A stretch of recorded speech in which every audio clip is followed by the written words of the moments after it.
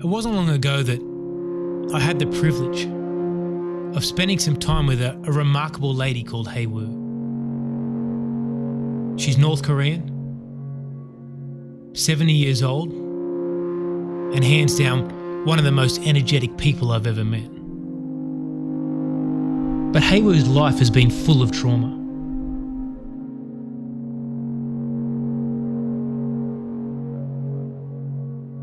In 1997, in the midst of a great famine in North Korea, Hea Woo's daughter, in her mid-20s, starved to death in her own home. Hea Woo's husband escaped to China. He found God. But sadly, he was caught by the secret police. And 6 months later, he died in a North Korean prison camp. Hea Woo said to me, "I was shocked to hear that my husband had become a Christian. But instinctively, I knew that he had found the truth." It wasn't too long after this that Hea Woo herself escaped to China, and like her husband, through a series of events, became a Christian. Hea Woo was caught by the secret police.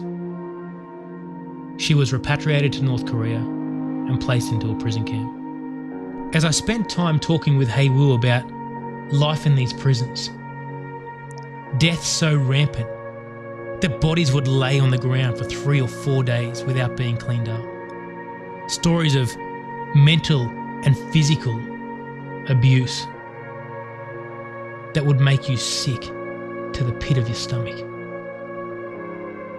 I couldn't help but wonder, what is it about people like Hea Woo that makes them risk everything for the privilege of being in a relationship with Jesus? But more than that, what would I risk for the same privilege?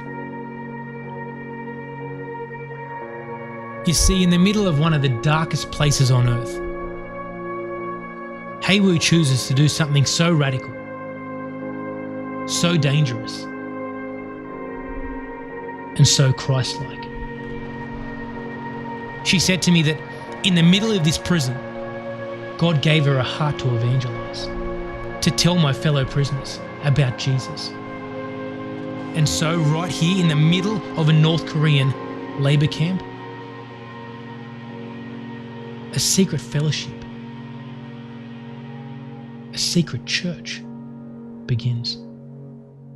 You know, I was recently asked one of those questions that stays with you for weeks, one of those questions that kind of reverberates around your mind and captures your every thought.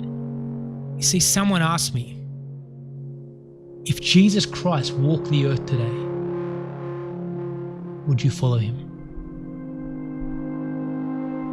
You see, Jesus Christ was radical. The way he spoke, the way he taught, every single thing he did was radical, but absolutely incredible. You know, this idea of this smiling, happy Jesus that he gives you everything, but calls you to nothing, it just doesn't sit right. It's stories like Hea Woo and other people who are regularly persecuted for their faith that brings a perspective unlike anything else. People who obediently, selflessly, and courageously follow Jesus. Hea Woo had a church in a place so putrid that no one dare go near them. Inside a prison, where if caught, you would be tortured and killed without exception. You see, we serve Jesus Christ, the Saviour of the world, and a radical. And our response to that